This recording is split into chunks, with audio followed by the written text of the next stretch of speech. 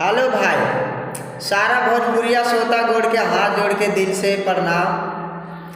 और भाई हम आप लोगों से एक बात कहल जात है। एगो गाना होली के नवा नवा मतलब लिख के हमार बड़का भैया जो गाना सामने खड़ा बाना देखा, ये बड़का भैया हमार लिखना होली गाना।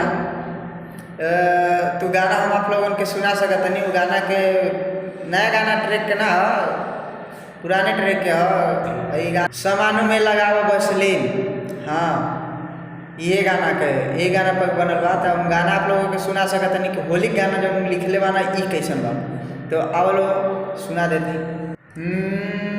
देवारा सखी देवारा मिलल सखी, होली में रंगे हमारो मसीन, होली में रंगे हमारो मसीन। कहे भौजी तू लागेलू हसीन, होली में रंगे हमारो मसीन, होली में रंगे हमारो मसीन।